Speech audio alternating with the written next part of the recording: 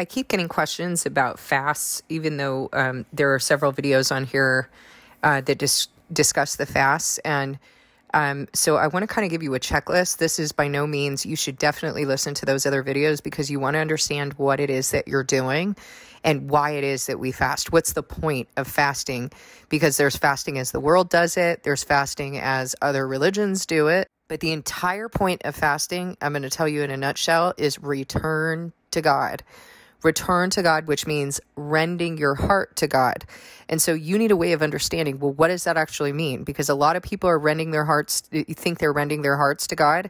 And what they're doing is they're making a decision in their carnality and they rend their carnality to him. And then they wonder why they don't hear from him, why they don't feel peace, why, they're not feeling restored. So I'm going to give you a little checklist in this video of certain things that you need to absolutely make sure that you're doing.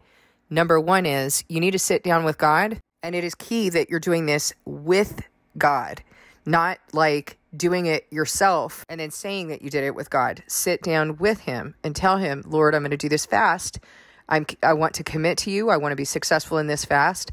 Help me to make a list of the idols that I've been placing before you. Then you need to go through those idols: technology, food, relationships, YouTube, alcohol, whatever it is that you've been placing before him has to go, because God says you can't have any idols before him or even alongside him. So don't convince yourself that you're doing a fast and then subsidize relationship with him with other things. Remember, you can't have any idols before him and you can't have any idols alongside him. So those idols have to go. That is extremely important when you're doing your fast. There are going to be some things that you have been setting up as idols, or maybe you've been using them inappropriately. You've been distracting yourself with them.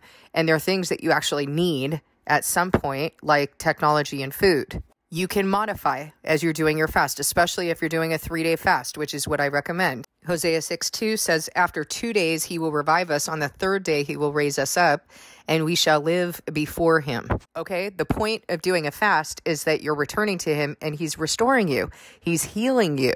And on the first day, you're usually trying to just get your bearings on the fast. You'll probably have a sort of breakdown if you're having a difficult time, like you've really been attached to food or technology or something. It's going to be a day of adjustment. Second day, it's going to start breaking off of you a little bit. By the third day, his spirit of peace is going to return to you. If you've truly returned to him and you've circumcised from these things. Okay, so in terms of things that you need, like technology or food, a lot of people can't go 3 days without using technology, like for work or, whatever. So what I recommend is doing a modified fast with the things that you need. For example, if I'm going to fast from food, I modify. So I will eat between the hours of 12 and 4. Now, one caveat to this is you need to be careful about giving up something but not really giving it up. I'm not hungry in the morning, so it's not really that big of a sacrifice for me to start eating at 12 because I usually start eating like around 11. But at night, that's when I start to distract. So at 4 o'clock, I cut myself off. Now I'm withholding from my flesh. Now, what are you doing during a fast? You are returning to God. That absolutely must happen, but there are other things that need to happen in order for you to return to him, aren't there?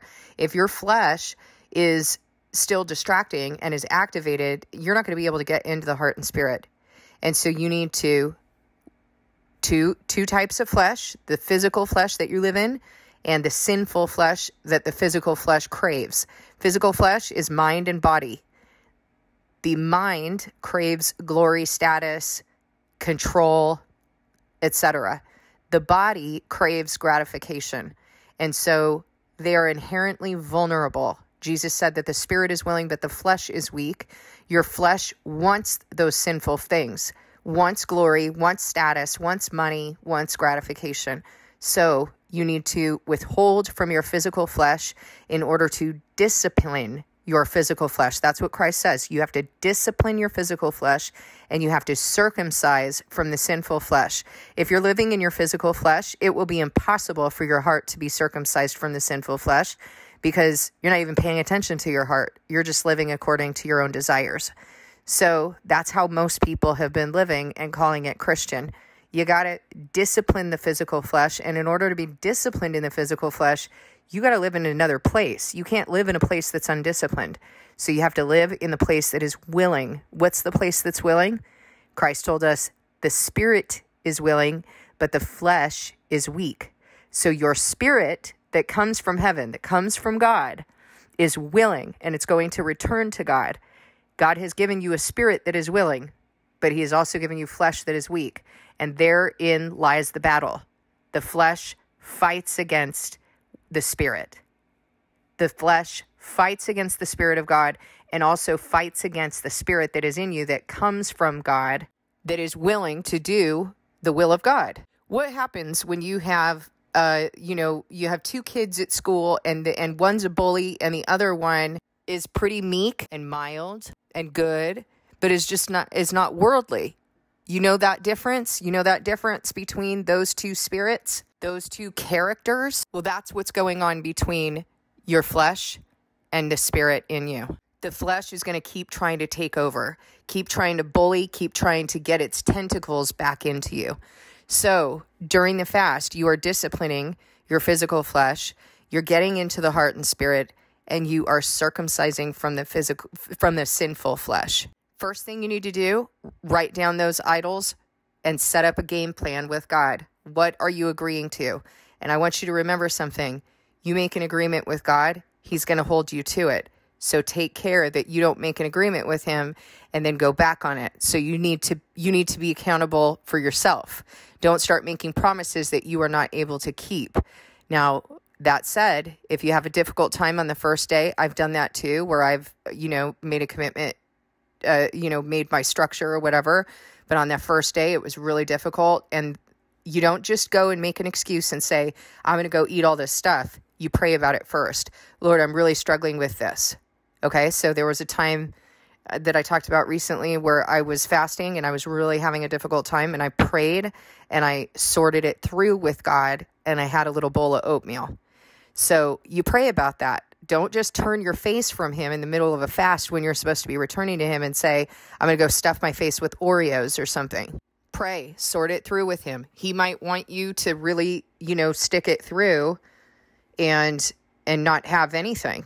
Or he might say, okay, go ahead and have a bowl of oatmeal. You need to get used to being attuned to him, and you need to get used to being accountable to him. And a lot of people are not used to being accountable to him because they think that because they don't see him, he doesn't see them. The other question that I'm frequently asked is, what do I do while I'm fasting? Well, you're returning to God. So you get in your word, you get in the word, you read the word, you pray, you have a dialogue with him, and you do your journaling. So journal out what it is that you're feeling. You can do the Heart Known series, but you need to be having conversations with God. You need to be returning to him. One thing that I will say is if you have not discerned whether or not he wants you to do Heart Known series, or he wants you to even be listening to my videos or doing this work with me, you need to cut that out. You need to take some time to separate from what you're doing with me and really discern with him and receive from him if this is what he wants you to do.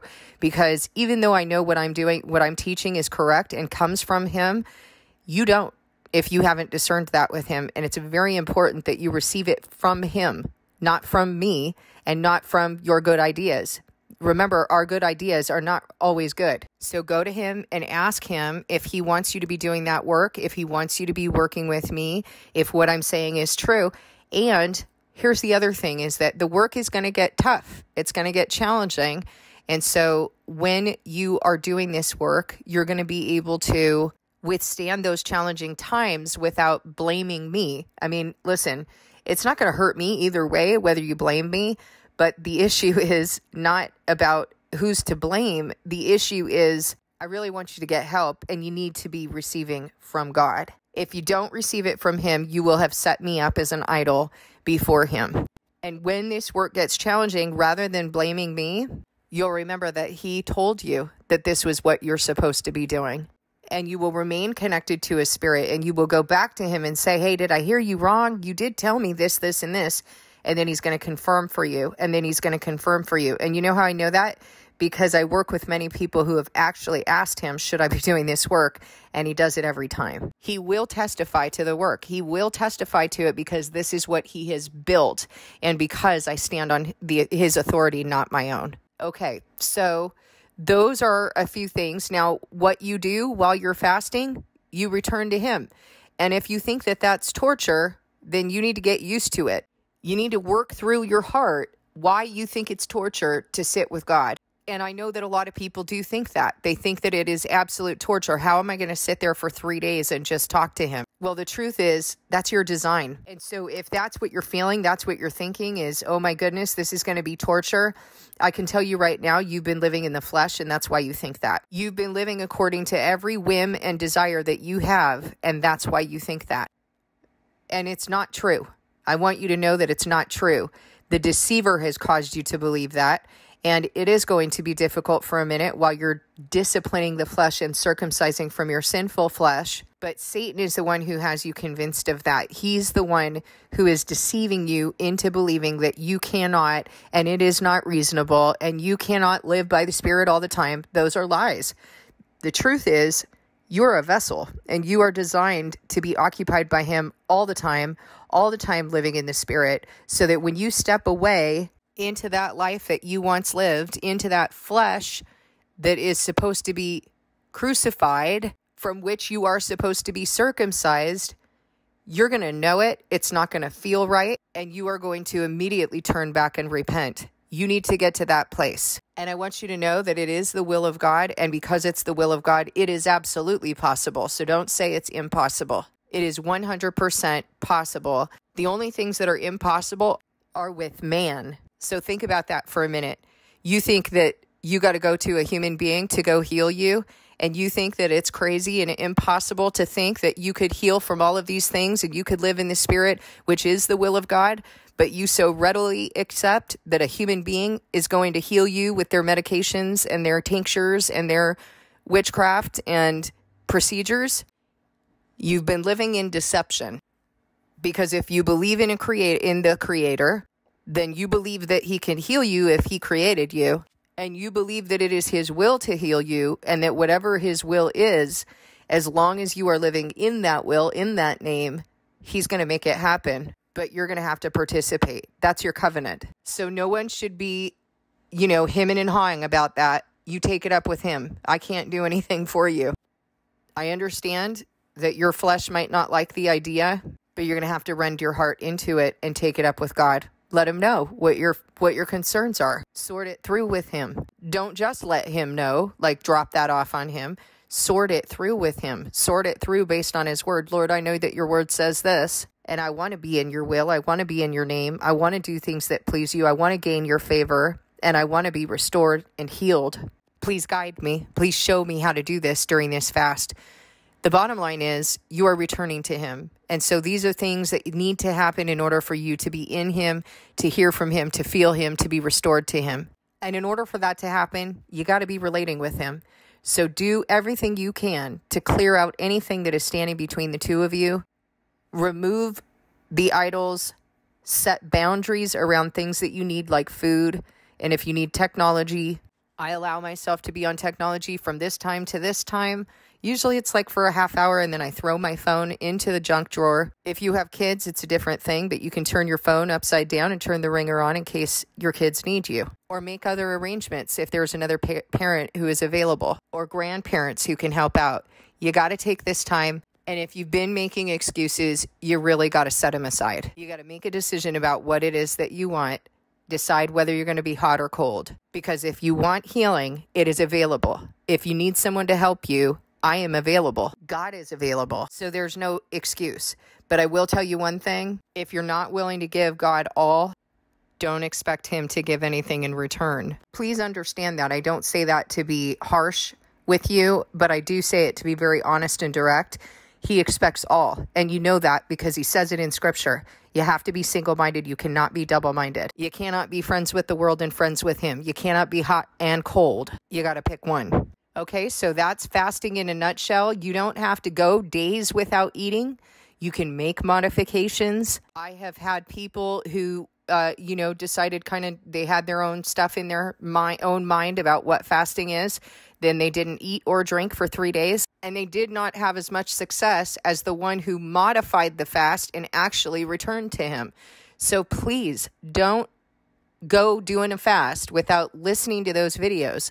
I don't put any videos out just to do it. There's no benefit to me to just do a video for no good reason. I don't give you busy work. If I'm talking about it, it's because it's important. So please watch those videos. There's a couple that are called, actually, I'm going to go ahead and post them in the description section on this video so that you have them, okay? All right. Thank you for listening. God bless you, and I'll see you in the next video.